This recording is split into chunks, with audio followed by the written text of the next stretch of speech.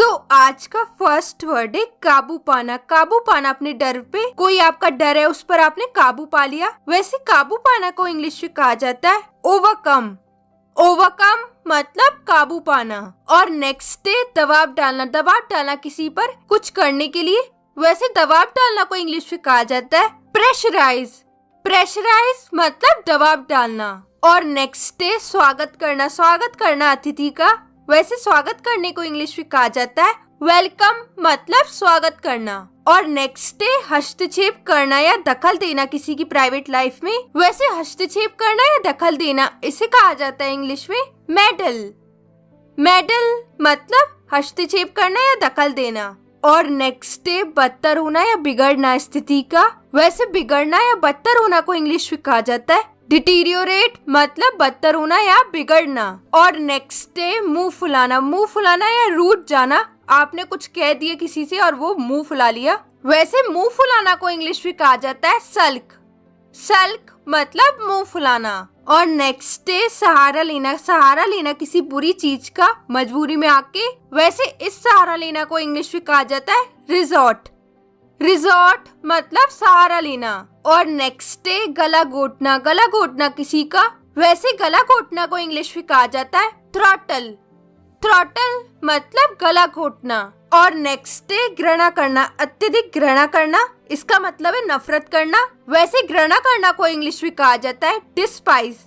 Despise मतलब घृणा करना। और नेक्स्ट है सिमट कर या सिकुड़ कर बैठना या खड़ा होना। वैसे इसे इंग्लिश में बोला जाता है हडल। हडल मतलब सिमटकर या सिकुड़कर बैठना या खड़ा होना।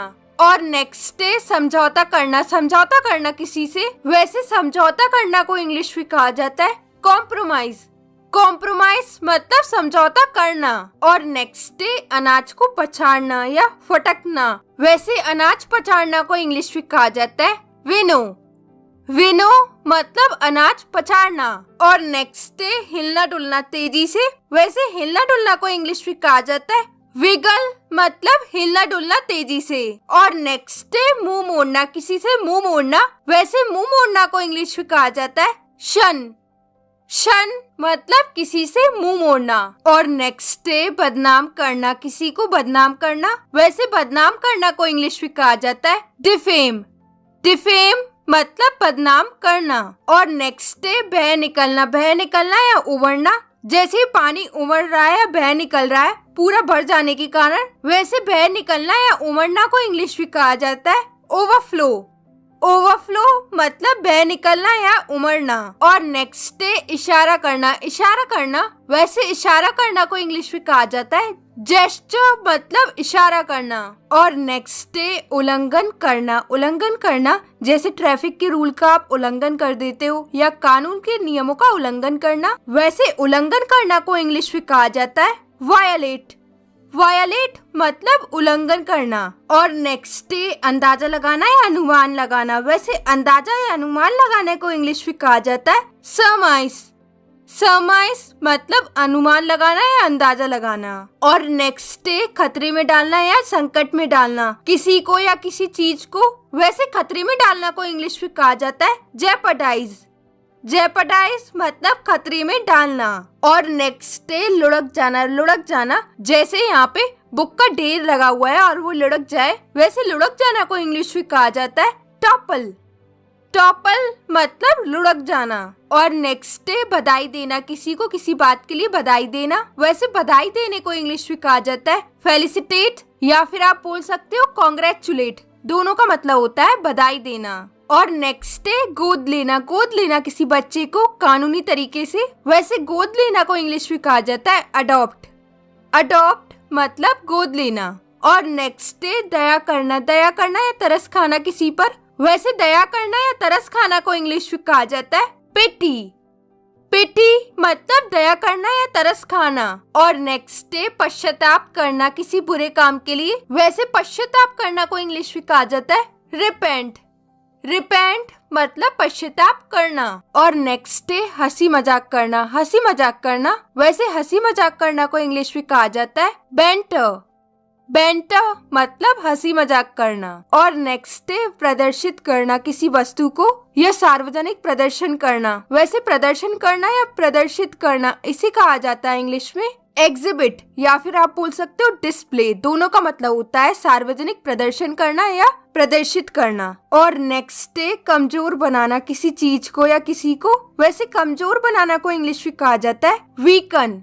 वीकन मतलब कमजोर बनाना। और नेक्स्ट है ताकतवर बनाना किसी को या किसी चीज को। वैसे ताकतवर बनाने को इंग्लिश में कहा जाता है स्ट्रेंथन। स्ट्रेंथन मतलब ताकतवर बनाना। और नेक्स्ट है सरल बनाना किसी चीज को या कोई काम को। वैसे सरल बनाना को इंग्लिश में कहा जाता है सिंप्लीफाई। सिंप्लीफाई मतलब सरल बनाना। और जटिल बनाना या पेचीदा बनाना किसी काम को या किसी चीज को। वैसे जटिल या पेचीदा बनाना को इंग्लिश में कहा जाता है कॉम्प्लिकेट। कॉम्प्लिकेट मतलब जटिल बनाना या पेचीदा बनाना। और नेक्स्ट है लोकप्रिय बनाना किसी चीज को। वैसे लोकप्रिय बनाना को इंग्लिश में कहा जाता है पॉपुलराइज। पॉपुलराइज मतलब लोकप्रिय बनाना। और नेक्स्ट है फर्नीचर लगाना किसी कमरे में या भवन में मेज कुर्सी आदि लगाना। वैसे फर्नीचर लगाने को इंग्लिश में कहा जाता है फर्निश। फर्निश मतलब फर्नीचर लगाना। और नेक्स्ट है चौड़ा हो जाना या चौड़ा कर देना किसी चीज को। वैसे चौड़ा होना या चौड़ा कर देना को इंग्लिश में कहा जाता है ब्रॉडन, या फिर आप बोल सकते हो वाइटन। दोनों का मतलब होता है चौड़ा हो जाना या चौड़ा कर देना। और नेक्स्ट है पुनः स्वस्थ होना बीमारी या चोट के बाद। वैसे पुनः स्वस्थ होना को इंग्लिश में कहा जाता है रेक्यूपरेट मतलब पुनः स्वस्थ होना। और नेक्स्ट है छुरा भोंकना किसी में या घोंपना या कोई नुकीली चीज घोंपना या भोंकना। वैसे छुरा घोंपना या भोंकना को इंग्लिश में कहा जाता है स्टैब। स्टैब मतलब छुरा घोंपना या भोंकना। और नेक्स्ट है शिकार करना गैर कानूनी तरीके से जानवर का शिकार करना। वैसे शिकार करना को इंग्लिश में कहा जाता है पोच।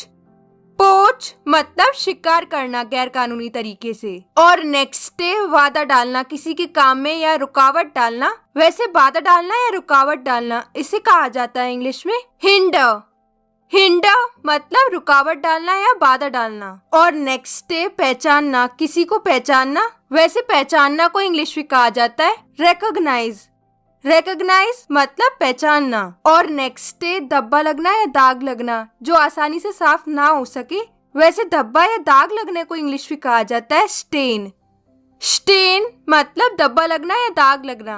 और नेक्स्ट है भरोसा दिलाना या आश्वासन देना। वैसे भरोसा दिलाना या आश्वासन देना इसे कहा जाता है इंग्लिश में अश्योर। अश्योर मतलब भरोसा दिलाना या आश्वासन देना। और नेक्स्ट है फलना फूलना या उन्नति करना किसी इंसान का या कोई चीज का। वैसे फलना फूलना या उन्नति करना इसे कहा जाता है इंग्लिश में थ्राइव।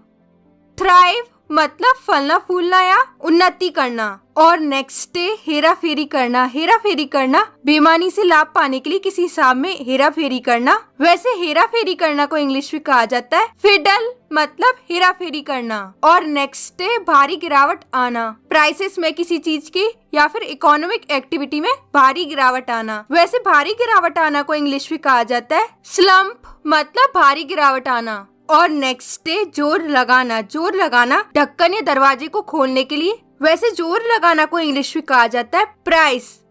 प्राइस मतलब जोर लगाना। और नेक्स्ट है भेजना किसी सामान को कहीं भेजना। वैसे भेजना को इंग्लिश में कहा जाता है डिस्पैच।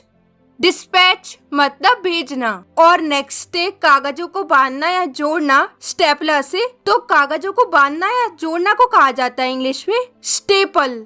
स्टेपल मतलब कागजों को बांधना या जोड़ना स्टेपलर से। और नेक्स्ट है निष्कासित करना। इसका मतलब होता है स्कूल या देश से निकाल कर बाहर करना। वैसे निष्कासित करना को इंग्लिश में कहा जाता है एक्सपेल मतलब निष्कासित करना। और नेक्स्ट है मुआवजा देना किसी को मुआवजा देना। वैसे मुआवजा देना को इंग्लिश में कहा जाता है कॉम्पनसेट। कॉम्पनसेट मतलब मुआवजा देना। And the last one is बदला लेना किसी से बदला लेना। वैसे बदला लेना को इंग्लिश में कहा जाता है रिवेंज मतलब बदला लेना। That's it for today's video. और मुझे कमेंट सेक्शन में इन दोनों के आंसर लिख के बताइए। और इस वीडियो में आपने सीखी 50 वर्ब। तो आपको ये वीडियो कैसा लगा अपना कमेंट में फीडबैक जरूर दीजिएगा। और मैं मिलती हूँ आपसे एक नेक्स्ट वीडियो में एक नए टॉपिक के साथ। Till then take care keep